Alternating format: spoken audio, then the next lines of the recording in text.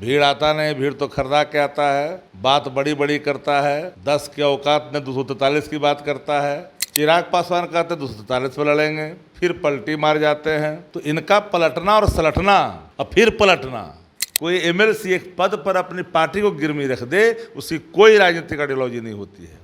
जो अपने पिता के अपमान का बदला न ले सके, अपमान को सहन कर करके उसी घर में चरण वंदना करता हो, उसकी कोई आइडियोलॉजी नहीं होती है। दलितों ने ही ठाना है कि नया बिहार बनाना है, पिछड़ों ने ठाना है, अगड़ों ने ठाना है, अति पिछड़ों ने ठाना है कि नया बिहार बनाना है। ये सब उब चुका है। वो जो भी अपमान होगा सब अपमान का विष पिएगा, नौटंकी करेगा अपमान का विष पिएगा, वहीं रहेगा। जो भाजपा कहेगा वही करेगा, और सबका प्रणमा वहीं टिका हुआ है ना। केंद्रीय मंत्री जीतन राम मांझी चिराग पासवान पे बरस जाते हैं। चिराग पासवान बिहार में विधानसभा चुनाव लड़ने की बात कर रहे हैं, लेकिन कह रहे हैं इशारों में कुछ लोग देह चमकाते हैं, लेकिन हम समय पर ताकत दिखाते हैं। कुछ लोग जो है गाड़ी भाड़े पर करके लाते हैं और भीड़ को इकट्ठा करवाते हैं, भाड़े की भीड़ होती है। क्या एनडीए में चुनाव से पहले ही फूट शुरू हो गई है? अब इस पे बातचीत करने के लिए हमारे साथ राजद के मुख्य प्रवक्ता है शक्ति सिंह यादव। कैसे देख रहे हैं जीतन राम मांझी ने जो चिराग पासवान पर हमला किया उसको लेकर के? देखिए, जीतन राम मांझी जी और चिराग पासवान, भाजपा और जदयू और उपेंद्र कुशवाहा, ये सबके रास्ते अलग अलग साफ खुल करके आ रहा है, बताने की आवश्यकता नहीं है। चिराग पासवान ने भी कहा, जीतन राम मांझी कहाँ बाज लेते। जीतन राम मांझी ने कह दिया कि भाई भाड़ा का भीड़ ले जाता है, अब भाड़ा पर गाड़ी ले जाता है, भीड़ आता नहीं, भीड़ तो खरीदा के आता है, बात बड़ी बड़ी करता है, 10 के औकात में 243 की बात करता है। वो जीतन राम मांझी कह रहे हैं चिराग पासवान को। चिराग पासवान कहते 243 पर लड़ेंगे, फिर पलटी मार जाते हैं। तो इनका पलटना और सलटना और फिर पलटना, जो एनडीए का नेतृत्व करता अचेत जिन्होंने अपना स्मरण शक्ति खो दिया है, उसका असर सब पर पड़ रहा है। पलटी मारने का असर सब पर पड़ रहा है। और जीतन राम मांझी जी भी यही बोले हैं, और ऊपर से कहीं आ जाएगा घर वाला विभाग से धमकी तो फिर पलट जाएंगे भी। लेकिन अभी जीतन राम मांझी ने सीधे तौर पर हैसियत दिखाया है चिराग पासवान को कि तुम हो नहीं, तुम कुछ नहीं हो, तुम एक बुलबुला हो। रामविलास पासवान जी की पूरी राजनीतिक जीवन की कमाई को मिट्टी में मिला दिया। भाड़ा पर गाड़ी लेकर चलते हो, भाड़ा पर भीड़ लाते हो, और 243 सीट पर लड़ने का सपना भी देखते हो। ये हम नहीं, जीतन राम मांझी कर रहे हैं।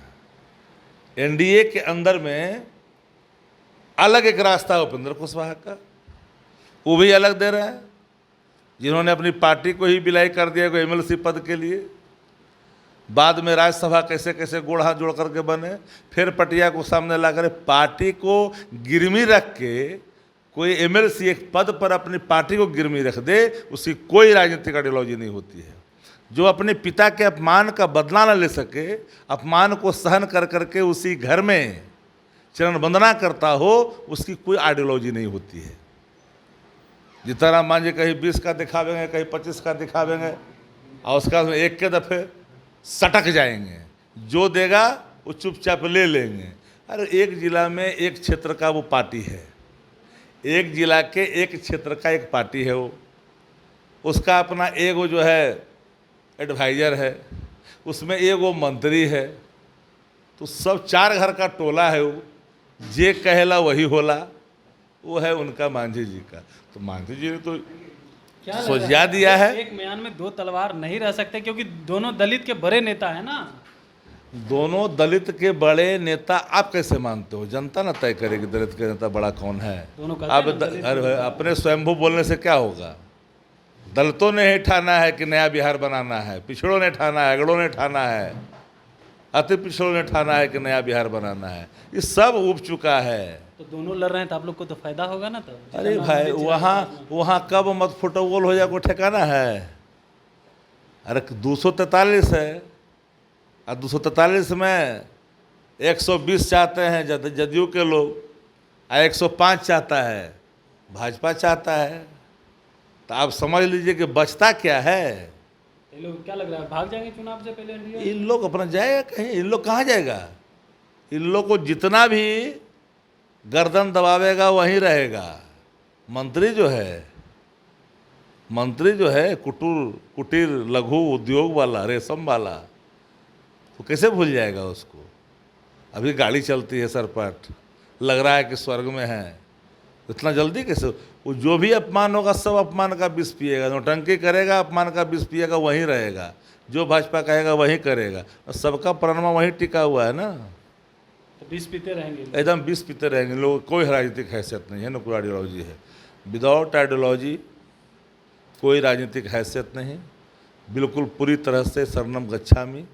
जितना चाबी भरेगा एक खिलौना उतना ही चलेगा।